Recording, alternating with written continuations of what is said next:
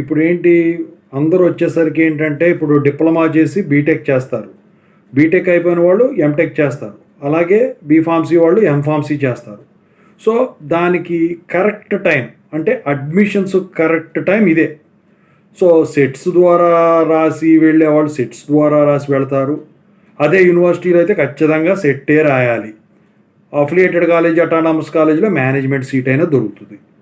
అయితే students way of థింకింగ్లో చాలా మార్పులు వచ్చినాయి.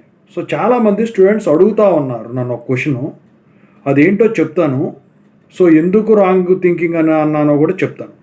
ముందుగా అయితే ఇంతవరకు ఈ ఛానల్ సబ్స్క్రైబ్ చేసుకుని వాళ్ళు సబ్స్క్రైబ్ చేసుకుని వీడియో లైక్ చేసి షేర్ చేయండి.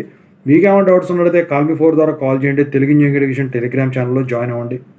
ఓకేనా? ఇక టాపిక్లో పెడితే ఏంట్రా నాయన అంటే చాలామంది స్టూడెంట్స్, సార్ జేఎన్టీయూహెచ్లో ఎంటెక్ చేయటం వర్తియా కాదా? సో అందుట్లో వచ్చేసరికి చాలా కష్టంగా ఉంటుంది అంటున్నారు. మళ్ళీ ప్రాజెక్టు కోటికి మనీ కూడా పెట్టాల్సి ఉంటుంది అంటున్నారు అని చెప్పేసి అడుగుతూ ఉన్నారు. అలాగే బీటెక్ అవి కూడా అలాగే అడుగుతున్నారు. ఇంకా కొంతమంది అయితే ఈ అఫిలియేటెడ్ అటానమస్లో అయితే బెటర్ కదా అని చెప్పేసి వాళ్ళు అడుగుతూ ఉన్నారు. అయితే ఇక్కడ మీరు గమనించాల్సింది ఒకటి ఉంది. యూనివర్సిటీలో చదువు ఎప్పుడూ కూడా వర్తియే.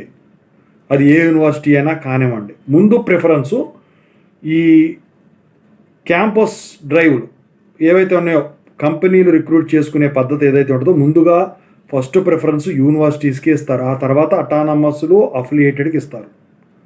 అయితే ఇక్కడ ఏంటంటే చాలామంది అడిగేది ప్రాజెక్టులు డబ్బులు అవుతాయంట కదా.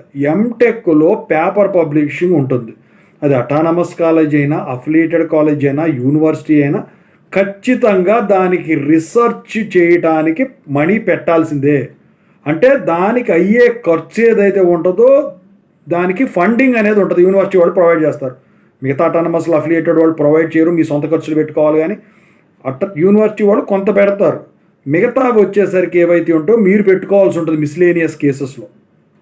సో పేపర్ పబ్లిషింగ్కి మీరే పెట్టుకోవాలి. అవి ఎక్కడున్నా కానీ దానికి ఫండింగ్ అనేది ఉండదు. ఫ్రీ పేపర్ పబ్లిషింగ్ జర్నల్స్ ఉన్నప్పటికి కూడా అందుట్లో అవ్వటం చాలా కష్టం అవుతుంది. కాబట్టి ఒకవేళ అది కూడా వాళ్ళు యాక్సెప్ట్ చేస్తేనే పేడ్ జర్నల్స్లో మీరు డబ్బులు కట్టి పేపర్ పబ్లిషింగ్ చేసుకోవాలి. రీసెర్చ్ చేస్తున్నారు కాబట్టి ఎంటెక్ నుంచి వాటి నుంచి బీటెక్లకు కూడా ఇప్పుడు పబ్లిషింగ్ మొదలెట్టేశారు.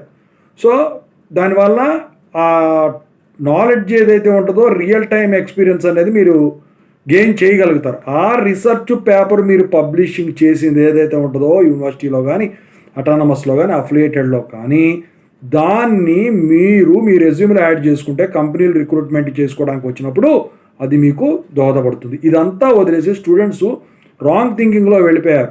సో ఇట్లా డబ్బులు అవుతాయంట కదా, ఇలా కష్టపెడతారంట కదా అని చెప్పేసి. ఓకేనా? సో తప్పు లేకుండా మీరు ప్రొవైడ్ చేసినప్పుడే వర్క్ అనేది మీకు తెలుస్తుంది. ఆ ఉద్దేశంతో చేయడం అయితే జరుగుతుంది. కానీ so JNTUH students way of thinking wrong వచ్చేసరికి ఇదేనండి.